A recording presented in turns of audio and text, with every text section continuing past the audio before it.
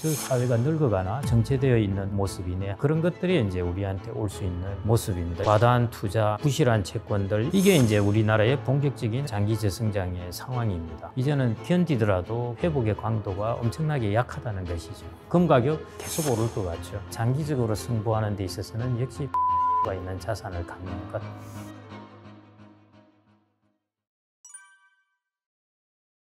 이코노미스트지에서 OECD 국가들을 평가했는데 우리나라가 2위를 했습니다. 그게 이제 주된 이유가 금리를 선제적으로 올려서 물가를 잘 잡았고 고용이나 이런 시장이 괜찮았다는 것이죠.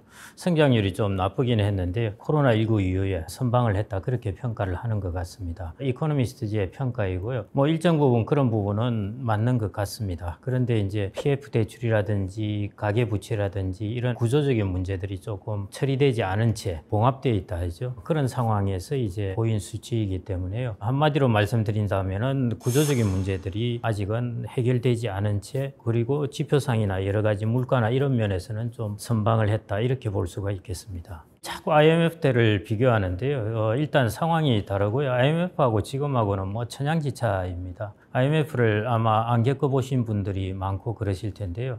그때 분위기는 거의 국가가 망한다는 분위기였고 처음 겪는 위기였으니까요. 겨울에 이게 도대체가 기름을 제대로 조달할 수 있을까, 난방을 제대로 할 수 있을까, 이런 걱정까지 할 때가 IMF였고 갑자기 많은 사람들이 대량 실업을 하게 되었고 한 상황입니다. 그래서 IMF 때의 금융위기하고는 완전히 다른 상황이고요. 지금 상황은 IMF 때와는 다른 그런 국면에서의 고민을 해야 될 때입니다. IMF는 우리가 한참 고성장을 하다가 갑자기 브레이크를 걸렸을 때라고 한다면요. 이제는 우리나라는 성장을 해나가다가 이제 저성장 국면으로 접어드는 데 있어서 거기서 이제 문제가 발생하는 것입니다. 예를 들자면은 우리나라가 지금 내수라든지 자영업자라든지 이런 문제들, 이런 것들의 이제 구조적인 내수 침체, 이런 것들이 앞으로 이제 닥쳐올 문제이기 때문에요. 한은 총재께서도 작년부터도 계속 이야기했지만은 우리나라가 물가 상승, 작년에는 물가가 많이 올랐으니까요.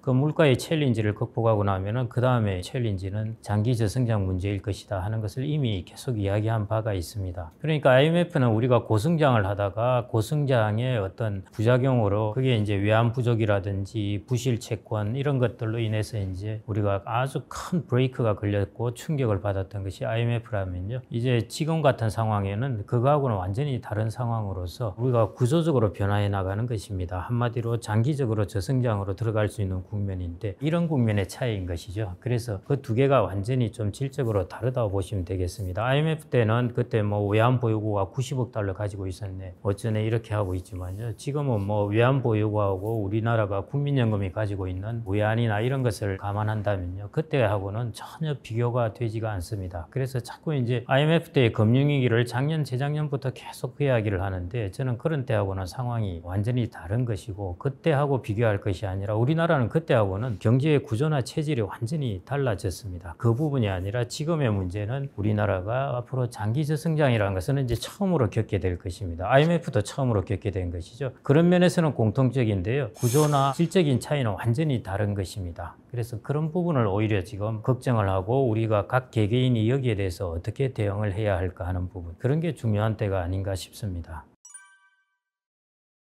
일본은 이미 이제 90년대부터 저성장을 20년, 30년 정도 이어왔으니까요. 우리나라하고 비슷한 부분은 인구라는 면에서 이제 비슷할 수 있는데요. 고령화라든지 이런 부분인데 일본은 어마어마한 버블이 생겼다가 그 버블이 꺼지게 됩니다. 지가라든지 주가라든지요. 그런데 우리나라는 그런 자산 가격 버블이 일본보다는 비교가 안 될 정도로 버블은 거의 없다고 보시면 될 것 같습니다. 그런 버블의 붕괴로 인해서 이제 우리가 일본 같은 경우 그 막대한 부실 채권을 처리하는 과정이 아주 오래 걸렸거든요. 그래서 그런 부분에 있어서는 일본의 저성장하고 우리나라의 저성장은 일단 들어가는 단계가 다릅니다. 그 부분은 좀 구분해서 보셔야 될 것 같고요. 고령화로 접어든다는 것, 생산 인구가 줄어든다는 것, 그런 면에서는 비슷한데요. 일본은 그렇게 오랫동안 저성장을 겪게 됐던 것은 어마어마한 버블이 있었고 그 버블이 꺼지는 후유증이 너무너무 컸습니다. 그런데 우리나라는 지금 상황에서 본다면은 일본의 그 당시 버블하고는 주식이나 주택 가격이나 이런 거 볼 때요. 그런 면하고는 전혀 다르다고 보시면 될 것 같습니다. 인구라는 면에서는 공통적이지만은 버블이라든지 이런 면에서는 완전히 다르다고 보시면 될 것 같습니다.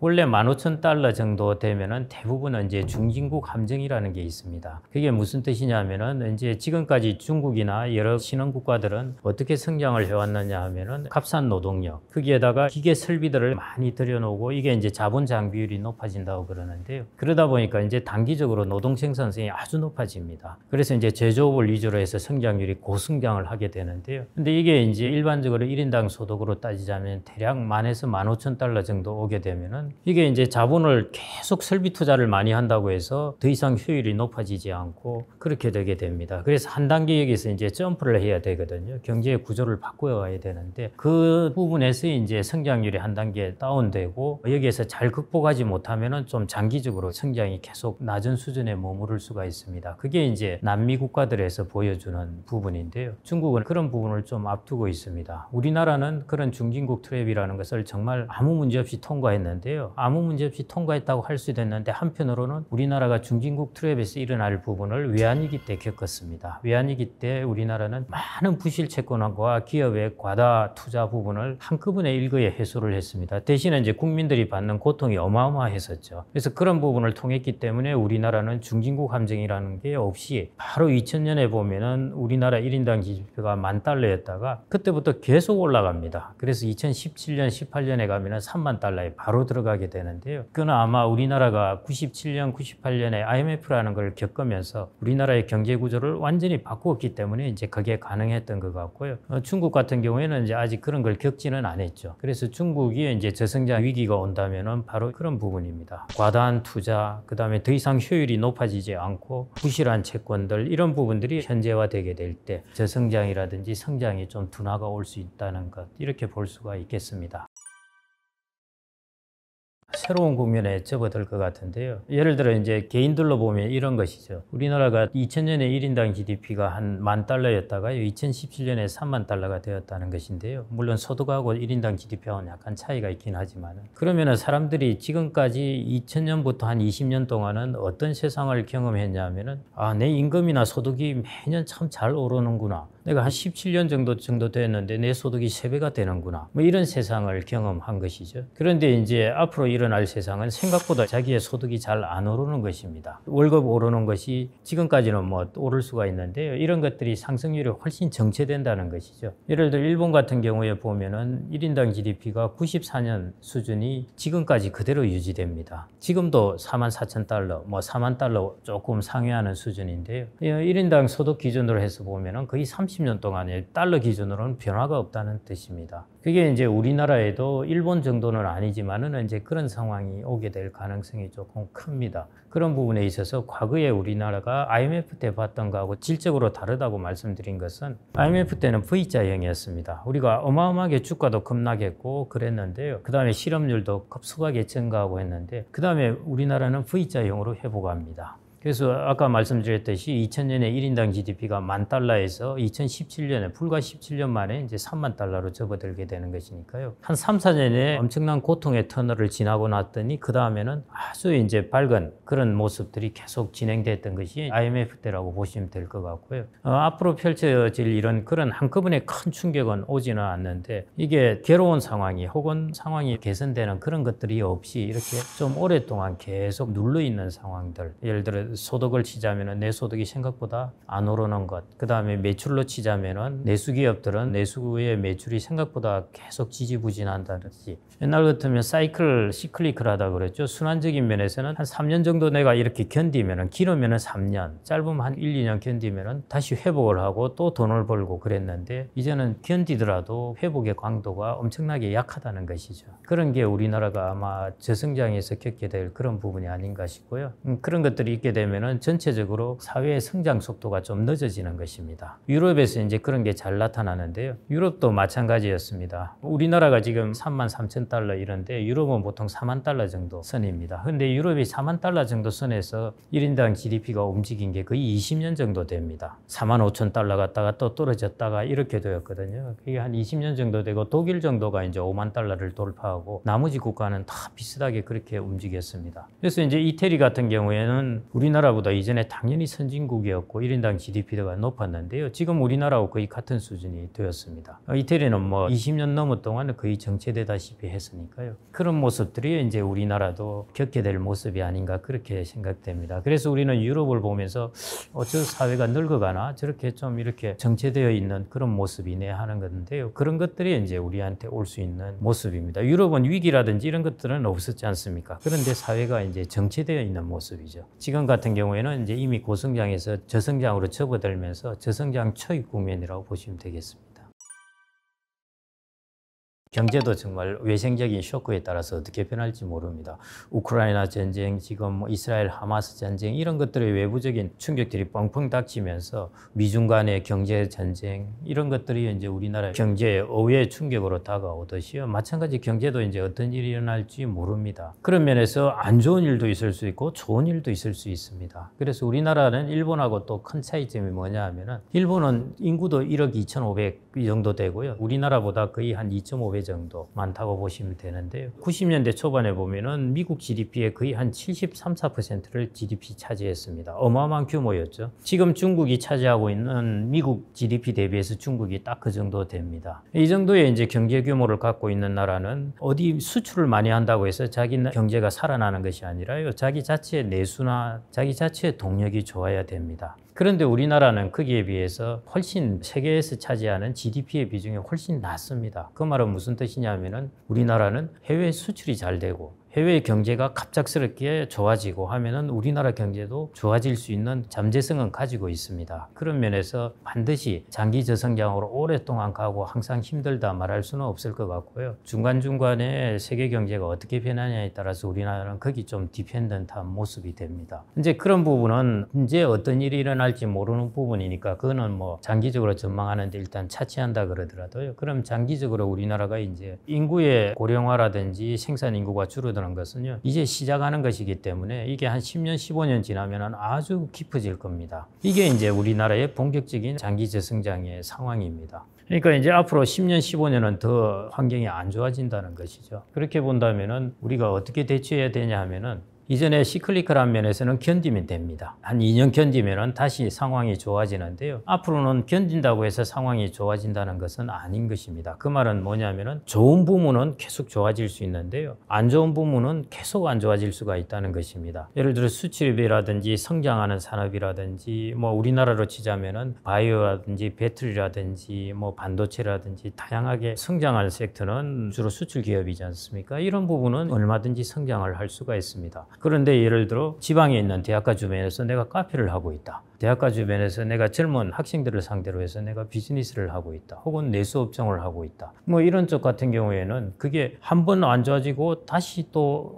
회복되겠네가 아니라는 것이죠. 우리 인구를 보면은 너무나 명확히 아시겠지만은 70만, 50만, 뭐 30만 이렇게 이제 숫자가 줄어들거든요. 그럼 뭐 명약관하게 그 숫자도 줄어든다는 것입니다. 그게 구조적으로 변해버린다는 것이죠. 그래서 구조적으로 이미 취약한 국면에 접어든 곳에서는 이제 우리가 업종을 바꿔야 되는 것이고요. 또 하나는 우리가 자산을 투자하는 데 있어서 지금까지 우리나라는 부동산의 수익률이 상당히 좋은 편이었습니다. 물론 전반적으로 그런 것이 아니라 이제 핵심적이고 괜찮은 지역은 주택 같은 경우는 이제 수익률이 좋았는데요.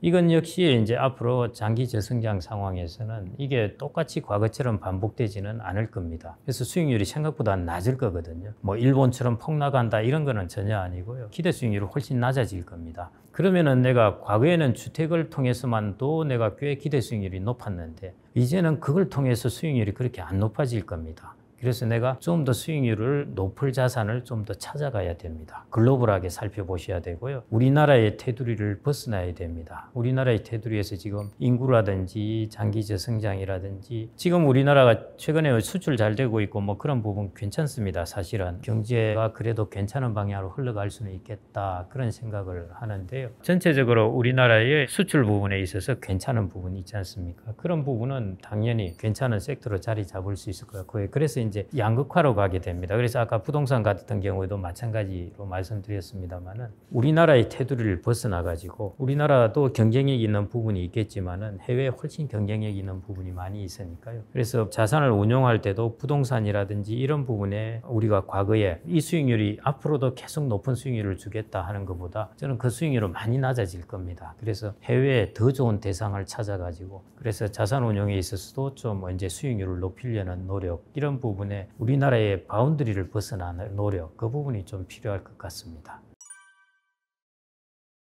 채권이라든지 예금 자체가 일종의 그 현금 성향을 가지고 있기 때문에요. 우리가 한 3년 코로나19 때는 채권을 가지고 있어도 0에서 1% 금리였으니까요. 이건 가지고 있으나 없으나 별 효과가 없었습니다. 사실은 채권의 의미가 없었는데요. 지금은 미국 같은 경우 우리나라하고 채권 금리가 차이가 나지만은 대략 국채 아닌 전반적으로 채권의 평균적인 수익률로 따지자면 그래도 한 4%, 은행 예금 금리가 3.5에서 4 정도 사이 이 정도이거든요. 그래서 이것들만 가지고 있어도 일단 운용 수익률이 최소 3.5에서 4% 정도는 낼 수가 있습니다. 그래서 뭐 이런 자산을 가지고 있으셔도 좋습니다. 일정 부분은 꽤 괜찮은 것이고요. 우리나라의 바운더리를 좀 벗어나서 이제 자산을 분산을 하는 것 그게 필요하다고 그랬는데요. 우리나라 대부분이 주택 자산 이걸 가지고 지금까지 성공하신 분도 많습니다. 사실은 뭐 저도 어떤 분의 포트폴리오를 봤는데 전체 예를 들어 자산에 거의 뭐 주택 자산이 18억이라든지 뭐 이런 식으로 해서 주택 가격이 올라서 성공을 하신 거죠. 그게 36억이 될 것인가 하는 것이죠. 그거는 이제 쉽지 않다는 것이죠. 그래서 아까 이제 우리나라 예금, 국내 채권 좋습니다. 자산 운용하기가 편해졌고요. 왜냐하면 위험이 별로 없는 걸 가지더라도 4% 정도는 얻을 수 있으니까요. 코로나 때는 1%를 얻었는데 4%를 얻을 수 있으니까 훨씬 자산 운용하기는 편해졌습니다. 그래서 이런 것을 일정 부분 깔고 계셔도 되고요. 그 다음에는 이제 해외 주식이라든지 글로벌 주식이라든지 우리나라 주식 당연히 이런 부분은 하셔야죠. 하셔야 되고요. 다만 아까 말씀드렸듯이 우리나라는 조금 성장의 동력이 좀 떨어지니까요. 아무래도 앞으로의 4차 산업혁명이라든지 이런 데 있어서 성장의 동력이 좋을 나라에 주식을 갖는 것은 얼마든지 좋습니다. 그래서 그런 나라의 대표적인 게 뭐 이러나 저러나 여러분들이 다 동의를 하시겠지만은 최근에 수익률도 결국 최고점을 계속 갱신하고 있는 것이 미국의 주식이죠. 가격이 높다고 했는데도 최고점입니다. 항상 자고 일어나면 어제가 더 낮은 주가고 오늘은 더 높은 주가고 그랬는데요. 이게 뭐 조정을 보이겠죠. 사실은 단기적으로 또 조정 보이고 올라가고 할 텐데요. 그래서 이렇게 여러분들이 좀 자산을 글로벌 주식 혹은 뭐 이런 주식들을 가지고 있으면은 얼마든지 지금은 이게 위기가 오니까 현금 보유 뭐 이런 부분은 뭐 굳이 그러실 필요는 없을 것 같고요.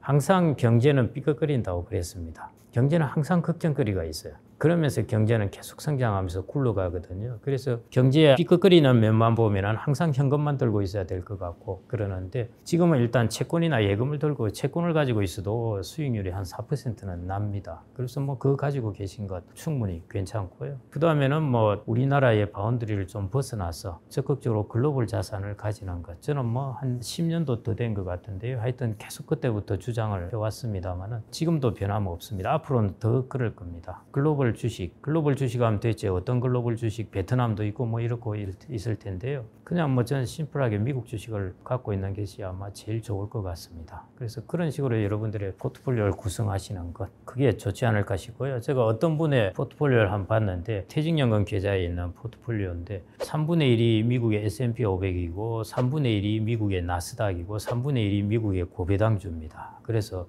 야, 당신은 내가 이야기하는 것보다 나는 말은 그러지만은 그래도 그렇게 실천을 100% 못하는데 정말 어떻게 이렇게 과감하게 하느냐 그렇게 했는데 이 정도 과감하게 하시기는 쉽지 않을 겁니다. 그렇다고 하더라도요. 적어도 이거 절반 정도는 여러분들의 포트폴리오를 좀 그렇게 갖고 계시면 어떨까 싶습니다. 물론 타이밍은 뭐 지금 들어가라 그런 소리가 아니고요. 그거는 여러분들이 여기저기 다른 또 많은 전문가들의 의견이 있으실 테니까요. 하여튼 전체 방향은 그렇게 갖고 가는 것이 좋습니다. 현금성을 장기적으로 가져가 가지고 자산 운용에서 성공한 사람은 없습니다.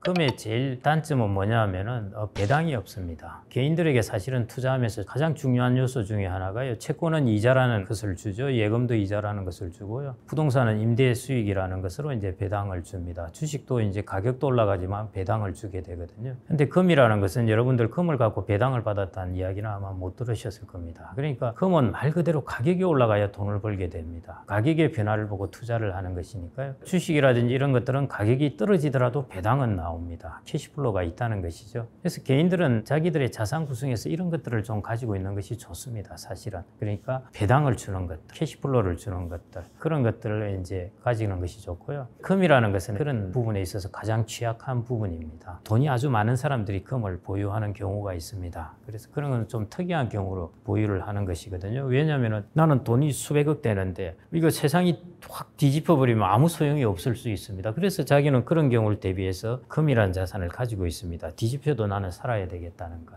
그런데 일반인들은 이제 그렇게까지 할 필요는 없으니까요. 이런 자본이라는 자산, 이런 자산들을 위주로 갖고 계시는 게 좋을 것 같습니다. 금 가격, 지금은 막 가격이 오르고 하니까 이제 금 가격이 계속 오를 것 같죠. 근데 그 히스토리컬하게 금 가격을 보면요.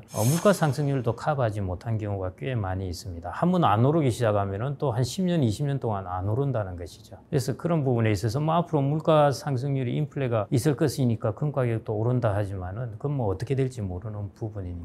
그러면은 예를 들어 부동산 가격이 20년 안 올랐다? 5%씩 배당 넣으면 20년이면 최소 100%는 들어옵니다. 근데 금 가격이 20년 동안 안 올랐다? 아무것도 안 들어와요. 장기적으로 승부하는 데 있어서는 역시 배당이라는 캐시플로우가 있는 자산을 갖는 것, 그게 개인들은 제일 좋은 방법이 아닌가 싶습니다. 이번 하락의 징조는 다른 게 아니라요. 금리가 일단 너무 급하게 상승했고 우리나라로 치자면 외환위기 때를 제외하고는 경험하지 못할 정도로 금리가 많이 상승했습니다. 가계부채가 절대규모 수준으로 보면은 OECD 국가들에서 거의 뭐 2위를 차지할 정도니까요. 이런 상황에서 부동산 시장이 V장으로 다시 바닥을 치고 더 신나게 올라간다. 그거는 저는 상식적으로 좀 판단하기가 어렵습니다.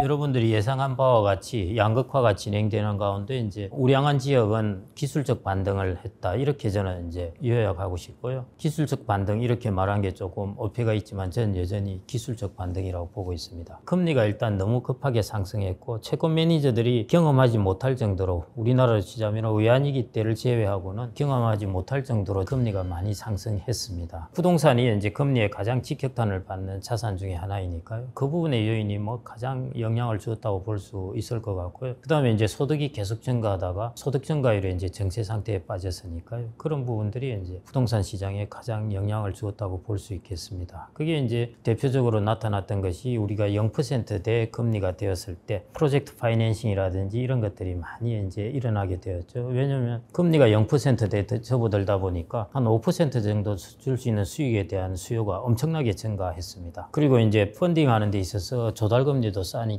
돈들이 이제 마구 부동산으로 흘러 들어갔던 것이죠. 그것들이 이제 부동산 가격을 상승시켰고, 그 다음에 금리가 오르면서 이걸 반대로 되돌리는 과정이 있게 되는 것이고요. 그래서 그것에 이제 자연스러운 과정으로 부동산 가격은 뭐 그렇게 떨어졌다고 볼 수가 있겠습니다.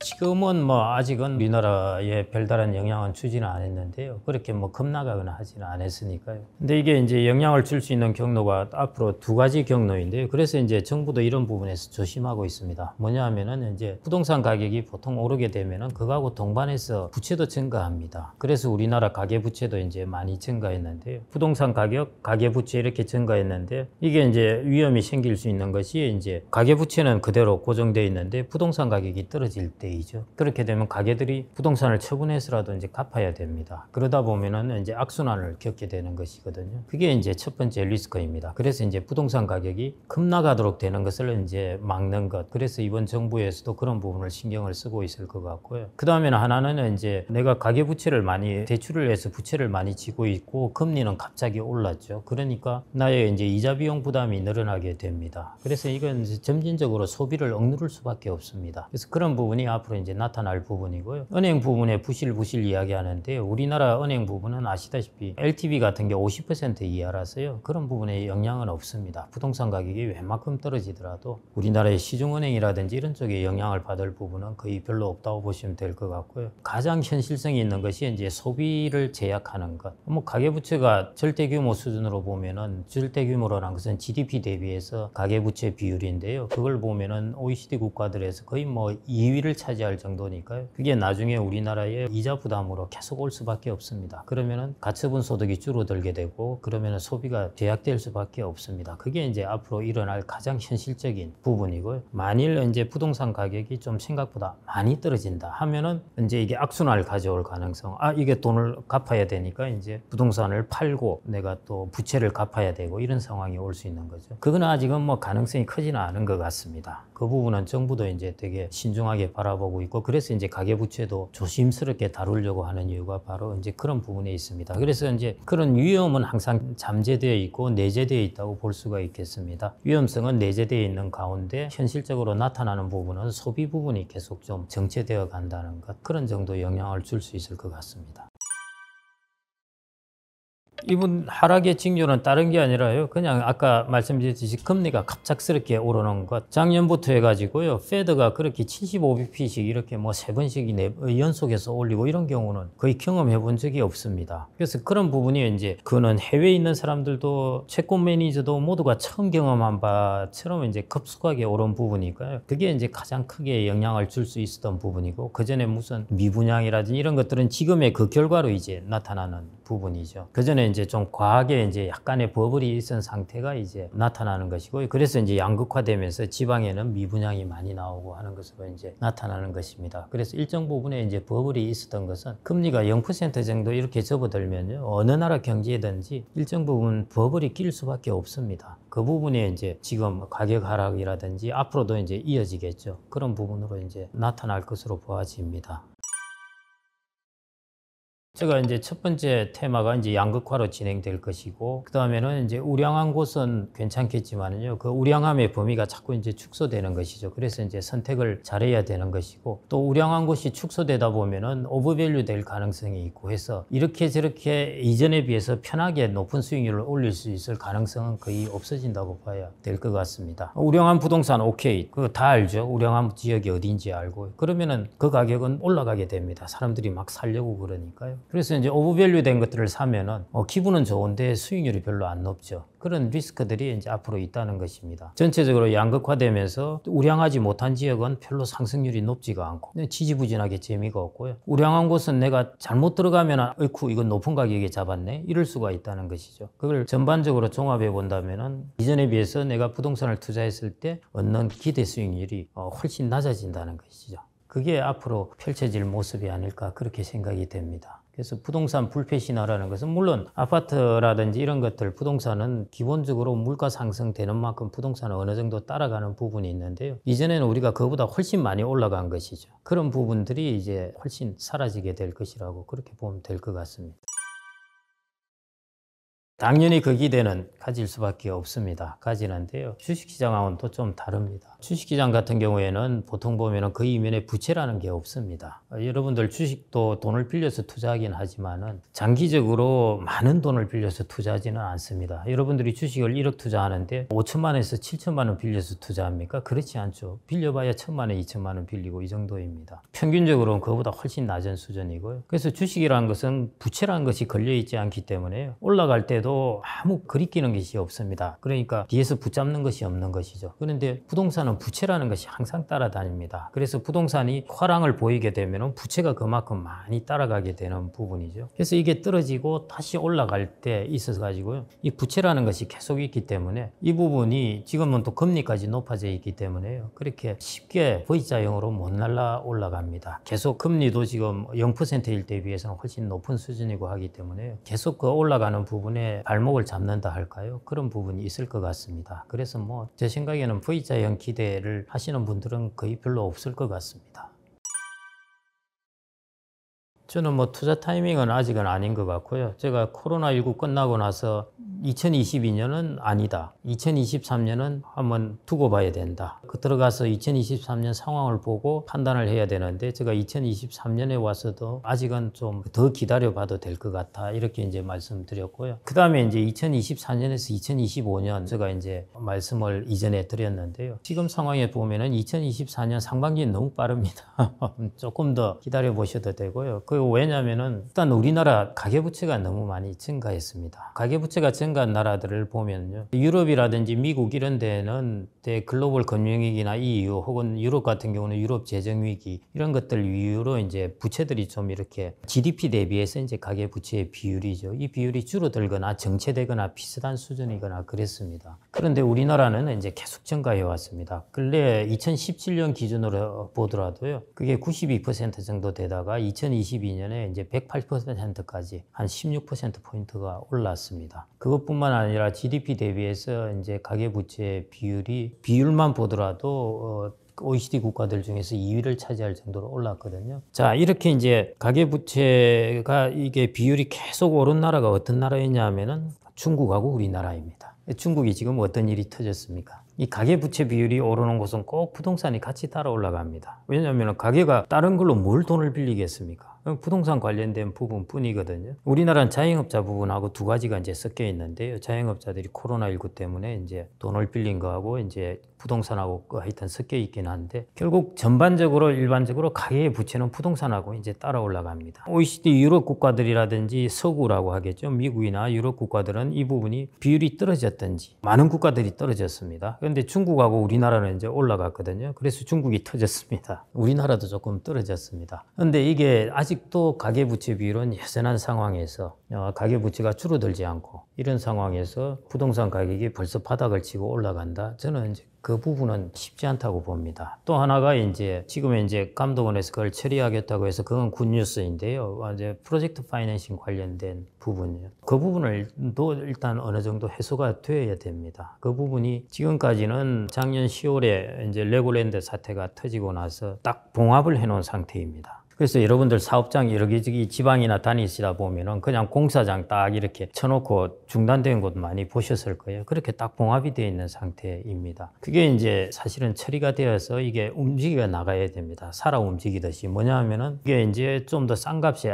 이건 내가 잘못했네 해가지고 여기서 내가 손해본다 하고 싼 값에 처분을 하고, 그 다음에 그 손실을 누군가 또 부담을 하고, 그 다음에 새로운 돈이 들어와가지고 그거를 개발을 해가고 하는 이런 과정들이 이제 쭉 있어주면서 부동산 시장이 이제 회복되게 됩니다. 그런데 그 과정이 이제 전혀 시작을 안 했거든요. 이제 시작을 시키겠다는 것이고요. 그게 내년 상반기나 이제 하반기에 걸쳐서 이루어지게 되겠죠. 그리고 가계부채 비율은 여전히 높아져 있는 상황이고요. 그래서 이런 것들이 우리나라의 부동산 시장의 발목을 계속 잡을 겁니다. 그래서 뭐 내년에도 굳이 저는 서두르실 필요가 없을 것 같고요. 우리나라가 지금 보면은 가계부채에서 어제 뉴스를 보니까 2030이 거의 가계부채에서 28%를 차지할 정도이고요. 그리고 2030들의 이제 비중이 계속 높아집니다. 한국은행에서 나온 보고서를 보면은 자기가 가처분 소득 대비해서 그걸 가지고 가처분 소득 대비해서 원리금 상환을 할 수 있는 그 비율들이 보면은 그게 계속 악화되고 있습니다. 그래서 이런 상황에서 우리가 부동산 시장이 V장으로 다시 바닥을 치고 더 신나게 올라간다. 그거는 저는 상식적으로 좀 판단하기가 어렵습니다. 그거는 아주 이상한 모습입니다. 그거는 이상한 투기라든지 뭐 이상한 현상이죠. 이런 식의 상황이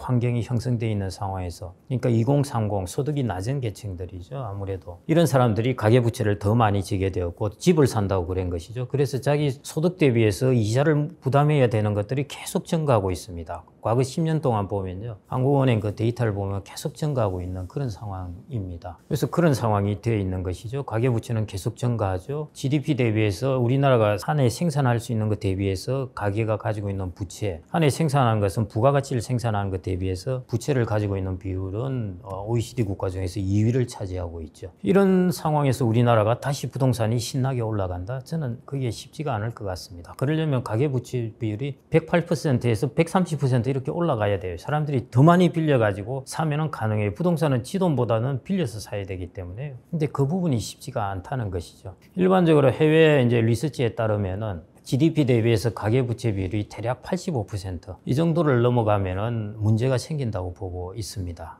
그게 이런저런 연구들을 보면은 대략 85%라고 그래요. 그런데 우리나라가 2017년에 이게 92%에다가 지금 이제 108%, 그리고 이게 이제 OECD 국가들 중에서는 2위를 차지할 정도 규모란 말입니다. 근데 이게 다시 120%, 130%, 스웨덴이 지금 130%로 세계 1위를 차지하고 있는데요. 그 정도로 가계부채 비율이 올라갈 수 있으면 부동산 가격도 올라갈 수 있겠지만요. 그러면 저는 버블이라고 봅니다. 그거는 확실하게. 이전에도 마찬가지였고요. 집안채로는 노후 준비는 당연히 안 됩니다. 왜냐하면 캐시플로우가 있어야 되는 것이고 유동성이 필요합니다. 그렇기 때문에요. 집이라는 자산하고 금융자산의 이제 가장 큰 차이점이 뭐냐 하면은 자산이라는 측면에서는 다 같아요. 이런 식으로 한번 비교해 보겠습니다. 어떤 사람이 10억을 가지고 있는데요. 한 사람은 3억 원의 주택자산을 가지고 7억 원의 금융자산을 가진 사람이 있고요. 한 사람은 8억 원의 주택자산을 갖고 2억 원의 금융자산을 갖고 해보겠습니다. 그런데 경제가 갑자기 안 좋아져서 실직을 했다. 그러면 누가 위험하겠냐는 것이죠. 7억 원의 금융자산을 갖고 부동산을 3억을 가지고 있는 사람, 주택을 가진 사람이 위험할까? 주택을 8억짜리 가지고 금융자산 2억을 가진 사람이 위험할까? 후자가 위험하죠. 경제가 안 좋아서 갑자기 실직을 하게 되었다면 내 소득이 뚝 떨어지게 돼서 금융자산을 헐었어야 되고요. 그 다음에 경제가 안 좋아지면 부동산을 갖다 내서 팔기가 쉽지가 않습니다. 그러면 내 재정이 갑자기 타격이 오게 되고 어떤 일이 일어나게 되냐면 부동산을 싼 값에 갖다 처분해서라도 내가 소득을 만들어야 됩니다. 그런데 금융자산이 8억이 있는 사람 같은 경우는 그만한 유동성이 있다는 것이죠. 그래서 이제 그런 부분에서 우리가 총자산은 같다고 하지만은 부동산 자산의 비중이 너무 높을 때는 그런 리스크가 있습니다. 어떤 리스크나 충격이 왔을 때 내가 갑자기 소득이 떨어지고 경제가 안 좋아지고 부동산 시장이 얼어붙었다 했을 때 내가 방법이 없는 것입니다. 그게 이제 가장 큰 리스크이거든요. 그래서 노후 준비를 할 때 부동산의 비중이 너무 높은 것들은 사실은 좀 리스키한 부분입니다. 그래서 금융자산이라는 버프를 항상 가지고 있어야 되는 부분이고요. 그래서 그런 부분이 여러분들 전체 자산의 포트폴리오 짤 때도 꽤 중요한 부분입니다. 서구 국가들 같은 경우에는 주택이라든지 부동산의 비중이 대략 자기 전체 자산의 한 50% 정도를 차지하는데 우리나라는 한 70%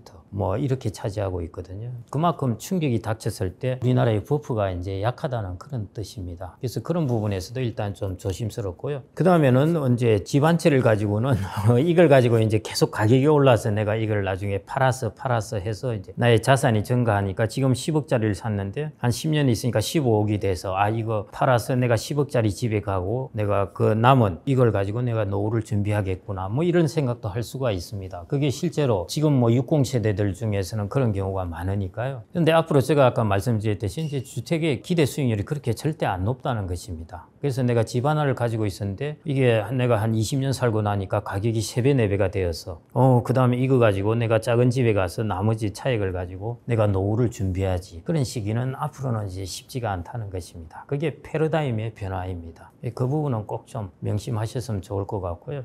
그 다음에 부동산의 비중이 너무 높다 보면은 내가 충격이 닥쳐왔을 때 내가 거기 대처하기에 상당히 불편한 점이 있다는 것입니다. 그런 부분들을 좀 감안해서 포트폴리오를 짜시면 좋을 것 같습니다. 자산 배분에 있어서요. 극단적인 것은 지양하는 것이 좋습니다. 현금이라는 것은 유동성은 좋은데 수익성은 없습니다. 주택이라는 것은 과거에는 유동성은 적고 수익성은 좋고 했는데 앞으로는 이제 이런 부분이 좀 변하게 되겠죠. 모든 자산은 뭔가 하나가 절대적으로 좋은 게 없습니다. 우리가 어떤 자산이 모든 면에서 좋다 하면 그걸 이제 우리가 도미네이트 한다는 것이거든요. 모든 것을 지배할 정도로 자산의 특성이 좋다면 모두 그것만 하죠. 근데 그것만 하면 또 가격이 올라가서 또 기대 수익률이 낮아지게 되고요. 그런 다 자산에서는 그런 어떤 일장일단이 다 있습니다. 그래서 자산은 사람과 마찬가지로요. 주식, 채권, 부동산, 예금 다 일장일단이 있습니다. 현금. 그렇기 때문에 여러분들이 이 자산에서 어느 하나를 왕창 가진다는 것, 그것은 하나의 장점은 취할 수는 있지만은 그 자산이 가지고 있는 단점도 한꺼번에 취하는 것입니다. 그래서 항상 여러분들이 자산을 관리할 때 가장 중요한 것은 그냥 배분해서 갖는 것이 제일 좋습니다. 그래서 뭐 예를 들어 현금을 모두 갖는 것이냐, 부동산을 모두 갖는 것이냐, 특이한 상황이 오면은 뭐 선택을 하셔야 되겠지만요. 그렇지 않다면은 다 배분을 적절하게 섞어서 갖는 것이 제일 좋습니다. 지금은 아직 인구 문제는 영향을 안 주었습니다. 우리나라의 가구 수나 이런 걸 보면 아실 텐데요. 가구 수는 과거 20년 동안 600만 가구 이상 증가했습니다. 현재 가구 분화가 일어난 것이죠. 거기다 우리나라 인구도 계속 증가해 왔습니다. 다만 젊은 층 인구가 좀 적어지고 나이 든 인구가 많아졌다는 것이죠. 총 인구는 증가했고요. 그 다음에 가구 수도 과거 20년은 거의 한 640만 가구 이렇게 증가했습니다. 앞으로도 가구 수 증가합니다. 그래서 지금까지 우리나라에서 인구 부문이 주택 가격에 영향을 줬다? 아니에요. 전혀 아니고요. 인구 부문은 오히려 주택 가격에 플러스 영향을 주었습니다. 그래서 두려운 것이 뭐냐 하면은 이게 이제 역전이 된다는 것입니다. 이제 앞으로 세월이 흐르면은 인구가 이제 주택 가격에 영향을 주는 것이 이제 나타난다는 것입니다. 그래서 제가 아까 단기적으로는 우리나라의 가계부 부채 부담, 프로젝트 파이낸싱 부담 이런 것들이 이제 해소돼야 될 부분이고요. 그리고 또 시간이 또 더 지나면은 이제 인구의 문제가 우리나라에 영향을 주게 됩니다. 그래서 제가 주택에 대해서 전반적으로 기대 수익률이 과거에 우리가 20년 동안 보아왔던 기대 수익률을 그대로 가지고 있어서는 절대 안 되고요. 기대 수익률이 과거 20년 동안은 훨씬 떨어집니다. 그래서 여러분들 자산 배분을 앞으로는 조금 바꾸셔야 되지 않을까 싶습니다. 7억 5천 정도 됩니다. 여러분들의 노후 준비에 있어서 그 정도의 자산이 필요한 것이죠. 코인을 사서 몇 배 버는 것도 중요하지만 그거는 아주 일부 사람들이 운이 좋아서 가능한 겁니다. 내가 을 늘려야 되겠다. 이걸 잡는 것이 여러분들 노후 준비에 있어서 제일 중요한 부분입니다. 자기의 집을 갖는다는 것은 필요합니다. 내가 집을 갖지도 않고 노후 준비를 한다는 것은 좀 리스키하고요. 특히 나이가 이제 60, 70 넘어가면은 집을 갖고 있는 거하고 월세를 주고 사는 것하고 천양지 차이입니다. 자기의 생활의 안전성에 있어서요. 그리고 우리나라는 주택이 있으면은 주택연금을 받을 수가 있으니까 이제 일종의 영목이지죠. 그걸 할 수가 있으니까 그래서 이제 주택 부분에 있어서 내가 나의 집을 갖는다는 것은 필요합니다. 여러분들이 당연히 준비를 하셔야 될 것 같고요. 근데 이제 내가 주택에 너무 나의 자산의 비중이 주택 부분의 비중이 너무 높게 되는 것 그렇게 되면은 어떤 충격이 닥쳐왔을 때 내가 활용할 수 있는 금융자산이 너무 적은 것이죠. 그런 부분에 이제 리스크도 있고 주택 가격이 생각보다 안 오를 수도 있고 이런 상황에 위험이 있기 때문에 너무 비중이 많은 것은 좀 곤란하고요. 이게 이제 극과 극입니다. 이전에 부자 아빠 가난한 아빠 이야기가 일본 사람이 쓴 게 2000년 초반에 나와서 이제 그때 히트를 쳤는데요. 그 이야기가 이제 주택 갖지 말라는 것이죠. 부동산 갖지 말고 주식 사라 이렇게 했다가 그것 때문에 이제 상당히 피해를 본 분들도 많습니다. 일본이 1990년대 주택 가격이 거의 뭐 마이너스가 될 때 그 경험으로 이야기를 한 것이죠. 그런데 우리나라는 그런 상황이 아닌데 받아들였다가 문제가 된 것인데요. 그래서 그것도 극단입니다. 그 다음에 주택을 너무 많이 갖는 것도 극단이에요. 내 비중에서. 그래서 우리가 항상 뭔가를 고민할 때마다 적정한 비중이 얼마인가 이것을 고민하는데요. 마찬가지 지금 주택의 경우에도 자기의 집은 가지고 있어야 됩니다. 그래서 그런 부분은 준비를 하시는 게 당연히 필요하고요. 너무 모든 자산을 부동산을 두 채, 세 채. 나는 금융자산은 거의 없네. 그리고 부동산 두 채, 세 채 한다고 부채를 많이 가지고 있고 이런 것들은 포트폴리오상 상황이 안 좋아질 때는 내가 급속하게 어려워질 수 있다는 것입니다. 그렇게 조금만 감안하시면 어떨까 싶습니다.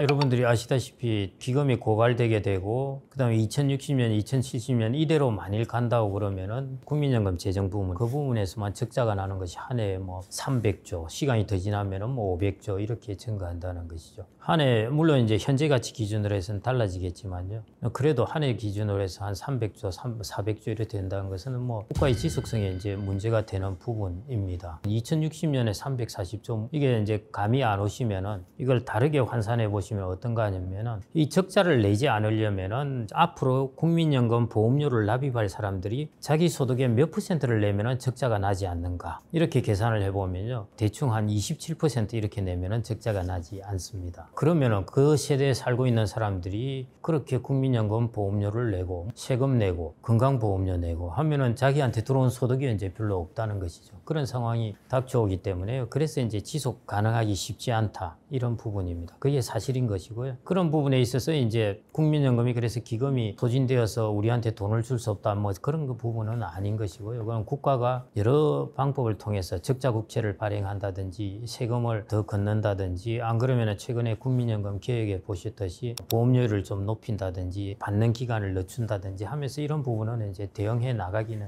할 겁니다. 우리나라의 국민연금이 이대로 간다면 재정 부문에서 심각한 상황을 맞이하게 된다는 것만은 확실합니다. 또 우리나라가 직장에서 나오는 연령은 빠르고요. 정년은 60세이죠. 유럽 국가들은 뭐 정년이 대충 65세를 넘어서 있고, 미국, 영국은 이제 정년을 없애버렸고, 일본이 대략 70세 정도 이렇게 되어 있는데 우리나라는 빠른 편입니다. 그런데 이제 국민연금은 재정이나 이런 문제 때문에 늦춰받게 되고 하니까 이런 부분에 갭이 있었어요. 어떻게 해소해야 될 부분입니다. 노동시장을 좀 더 개선을 해서 사람들이 더 오래 일할 수 있는 상황을 만들어주든지, 지금 현 상황에서는 두 부분의 갭이 있다는 것은 이제 확실합니다. 그렇다고 해서 이걸 이제 더 앞으로 당기게 되면은 국민연금이 재정의 적자가 더 많이 커지게 되니까요. 어렵게 되는 것이고, 결국 이 사이의 기간들은 이제 국민들이 각자 도생으로 부담을 해야 되는 그런 상황이라고 볼 수 있겠습니다. 그래서 이제 그걸 일컬어서 뭐 소득 크레바스라고 이야기하기도 하고 이러는데요. 그 부분은 지금 우리나라의 국민연금의 재정의 상황, 우리나라의 노동시장, 이 두 개간의 어떤 불일치라고 보면 되겠습니다. 그 불일치 부분은 할 수 없이 우리나라의 이 시장들이 개선되기 전까지는 불일치 부분은 개인들이 각자 도생으로 해결할 수밖에 없는 상황인 것 같습니다. 어차피 우리나라의 국민연금에 의존하는 비율이 높지가 않으니까요. 우리나라가 소득 대체율을 국민연금이 40% 잡는다고 하더라도 그것도 국민연금을 40년 가입했을 때 가정입니다. 그러니까 뭐 그 정도 소득 대체율을 될 수가 없거든요. 거의 20%대입니다. 그 정도니까 어차피 이제 사적연금이라든지 다른 부문을 통해서 대응을 해야 됩니다. 그래서 국민연금은 공적연금이라 하면은 그 위에 우리가 사적연금, 그 다음에 주택연금, 그 다음에 자기들의 개인들의 이제 재취업 일자리,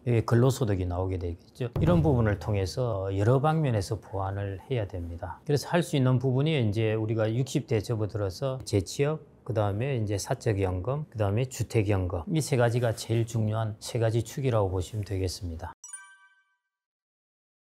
여러분들 주택하고 뭐 다 합쳐서 생각을 하셔야 될 텐데요. 대략 서울 지역을 기준으로 하면은 세전으로 본다면은 소득이 한 380 이 정도입니다. 그런데 이제 이게 자꾸 증가하거든요. 소득이 증가하니까요. 뭐 한 400 정도 보겠습니다. 앞으로 40대 중반이 나중에 필요한 소득이 400 정도라고 그런다면요. 그러면 이걸 평생토록 이제 400에서 우리가 국민연금을 150 받는다 그러면은 한 250이 필요한 것이지 않습니까? 250에다가 한 300을 곱해주면은 한 7억 5천 정도 됩니다. 그래서 그 정도의 이제 자산이 필요한 것이죠. 그래서 이제 내가 주택이 있다 그러면은 사실은 주택도 여기에 이제 포함시키면 됩니다. 주택을 생각하지 않고 금융자산만 본다면은 금융자산 7억 5천 이 정도 보시면 될 것 같고요. 그 다음에 주택을 포함시키면은 내가 주택도 나중에 주택연금을 활용하겠다 하면은 훨씬 조금 더 여유롭게 주택 포함해서 뭐 그 정도 자산으로 목표를 하시고 뭐 그러시면 되지 않을까 싶습니다. 그래서 필요한 금액에 곱하기 한 300에서 400 정도 곱한 것이 내가 필요한 자산입니다. 그렇게 대충 계산하시면 됩니다.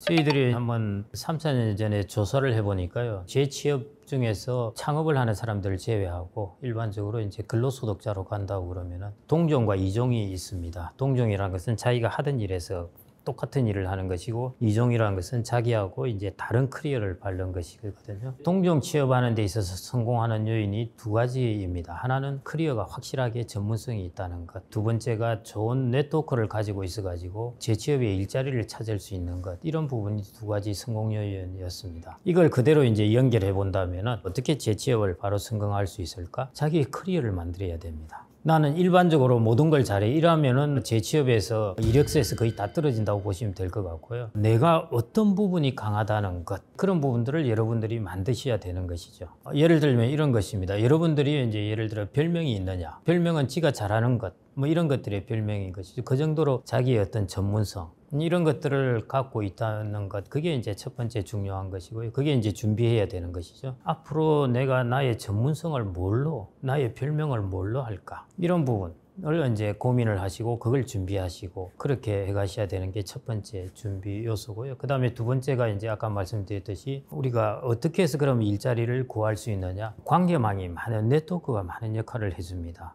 그래서 그런 면에서 여러분들이 이제 주변의 네트워크들을 잘 갖추어 놓는 것, 이 두 가지 정도를 준비를 해 놓으시면은 정년퇴직을 하더라도 좀 더 재취업 일자리를 빨리 구할 수 있지 않을까, 그렇게 생각이 됩니다. 그 다음에 이제 세 번째 요소가 있는데 그거는 지금은 해당 안 됩니다. 제가 방금 동종을 말씀드렸죠. 이종 직종으로 갈 때 중요한 요소 중에 하나는 자격증입니다. 자기의 전문성 아닌 다른 쪽으로 가게 되니까 자기가 그쪽에 자격증을 따야 이 사람은 이 자격증이 전문성이라고 인정을 해주잖아요. 그래서 그거는 자격증이 이제 필요한 것이고요. 그 다음에 이종으로 갈 때 또 성공 요소 중에 하나가 눈높이를 낮추는 것입니다. 그래서 동종, 이종을 다 합쳐본다면은 결국은 이제 비슷한 것이 나오는데요. 자기의 현재 전문성을 키우는 것, 그게 안 되면은 자격증으로 전문성을 마련하는 것, 그 다음에 나의 네트워크를 잘 만들어 놓는 것, 그 다음에 나의 눈높이를 낮추는 것, 그게 가장 중요한 요소가 아닐까 생각이 됩니다.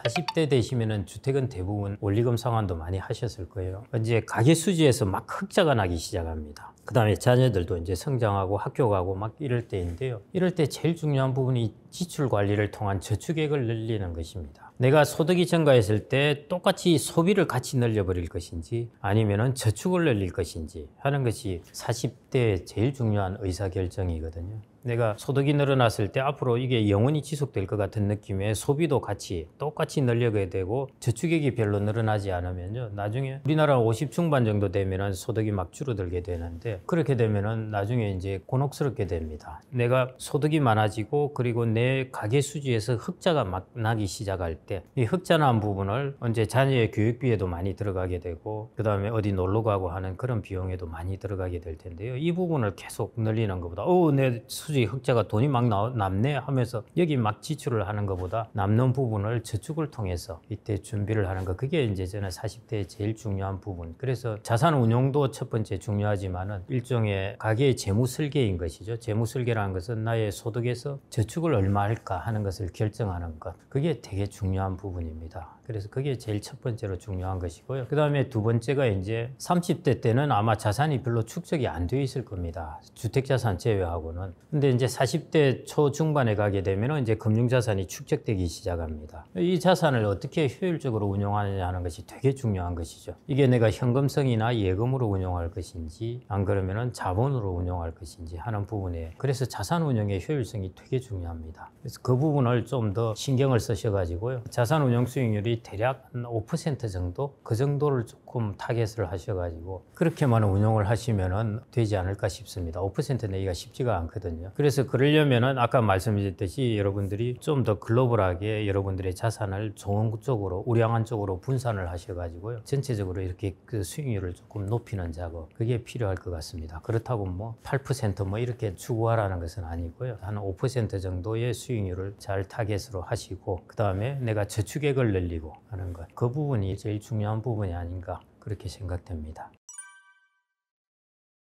40일이시라면은 한 20년 동안 시간이 있잖아요. 20년 동안 시간이 있으면은 그 1억 자금 같은 경우에는 여러분들 아까 제가 한 분 예를 들었죠. 그분 S&P 500 3분의 1, 나스닥 3분의 1, 미국 고배당주 3분의 1. 조금 공격적으로 하신다면은 이 자금은 내가 앞으로 20년 동안 안 써도 될 돈이다 생각하시면은 그렇게 딱 포트폴리오를 만들어 놓으시면은 제일 좋지 않을까 싶습니다. 저는 그분의 포트폴리오를 보고 야 정말 잘했다. 특히 저 고배당주도 3분의 1을 넣어놓고요. S&P 500이라는 것은 미국의 그냥 보편적인 기업의 우량 기업의 500개인 것이고 나스닥 100이라는 것은 일종의 테크 기업들, 앞으로 성장하는 기업들, 이고 그 다음에 고배당주 같은 경우에는 이제 캐시플로우를 주는 것, 이것들을 이제 3분의 1씩 각각 해서 이제 구성을 한 것이거든요. 그래서 여러분들이 1억을 그렇게 20년 동안 운영을 하셔도 나머지 상당 부분의 자산은 다 국내 자산일 겁니다. 주택도 국내 자산인 것이죠. 그 외에 여러분들이 하시는 예금, 채권 다 국내 자산일 겁니다. 그러니까 이런 부분은 내가 1억은 내가 따로 떼놓고 별 생각, 20년 동안은 생각 안 한다 하면은 이렇게 딱 넣어놓고 까먹고 계시면은 아마 20년 지나면은 수익률이 많이 날 것 같습니다. 미국이 평균적으로 앞으로는 어떻게 될지 모르지만요. 과거의 경험으로 따르면은 10년, 20년, 30년, 40년 단위로 각각 다 나누어서 연수익률을 구해보더라도 대략 한 10% 정도 나옵니다. 그렇게 되니까요. 이렇게 자산 구성해 놓으시고 20년 지나시면은 그게 전 제일 좋지 않을까 싶습니다. 개인적으로는 자기의 대출 차입 부분의 이야기고요. 사회적으로는 이제 가계부채를 어떻게 다룰까 이런 부분인데, 여러분들 뭐 아시겠지만 소득이 있을 때는 우리는 주택이라는 것이 장점 중에 하나가 사실은 안정적인 레버리지입니다. 여러분들이 어디에 가든지 10년, 20년씩 그렇게 안정적으로 대출해주는 곳이 없습니다. 주식담보대출 되죠. 근데 그 주식 가격 급락하면은 돈 내놔라고 다시 빼앗아갑니다. 담보 비율이 낮아지면요. 근데 주택 같은 경우 거의 그 주식담보대출은 다 단기죠. 주택담보대출은 거의 10년, 20년 장기로 안정적으로 빌릴 수가 있습니다. 이걸 통해서 주거지를 마련하라는 것이죠. 그래서 그거는 활용하는 것이 당연히 필요합니다. 내가 돈을 열심히 모아가지고 주택을 10억짜리 주택 산다? 못 사요. 왜냐? 그렇게 절약이 안 되기 때문입니다. 근데 내가 돈을 빌려서 주택을 사고 나서 갚아 나간다? 그건 가능해요. 이게 모순이거든요. 실질적으로 다 가능해야 되는데 10억을 모아서 사는 건 불가능하고 빌리고 나서 갚아 나가는 것은 가능하냐 하면은 빌리고 나서 갚아 나가다 보면은 지출을 억제합니다. 그래서 가능하게 되는 것이거든요. 그런 통로를 통해서 부채를 내가 가져가고 부채를 줄여 나가면서 나의 주택 자산을 마련하는 것. 그리고 이게 나의 100세까지 나의 이제 주거지로 기능을 하게 되는 것. 그래서 그런 면에서는 당연히 부채가 중요한 역할을 하고 긍정적인 역할입니다. 그래서 그 부분은 필요한 것이고요. 그게 이제 과다하게 내가 집을 2채 산다, 3채 산다. 그 다음에 나의 소득에 대비해서 과다하게 비싼 집을 산다. 왜냐하면 이 집값이 오를 것이기 때문에. 이런 것들은 이제 좀 유의하셔야 된다는 것이죠. 그래서 그런 부분을 좀 이제 개인들이 가계부채를 가질 때는 그런 부분을 좀 유의하셔야 되는 부분인 것 같고요. 그 다음에 이제 사회적으로는, 국가적으로는 이제 가계부채 부분은 상당히 조심스럽게 다뤄야 되는 부분입니다. 부동산도 그렇고요. 마음 같아서는 이걸 왕창 줄이게 하고 싶죠. 그런데 경제는 그렇게 어떤 갑작스러운 어떤 정책의 변화, 충격을 받으면요. 전체적인 구조가 막 흔들릴 수가 있습니다.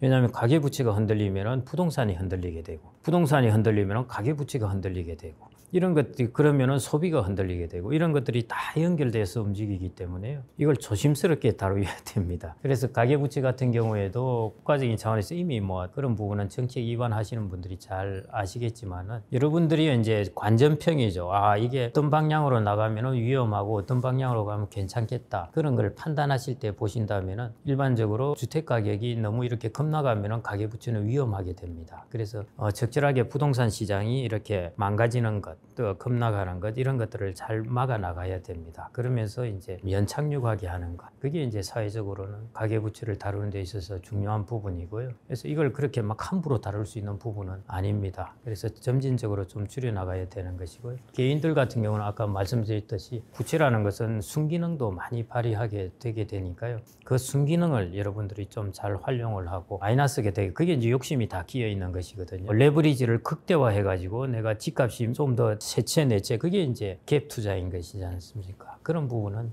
좀 조심해야 되지 않을까 싶습니다.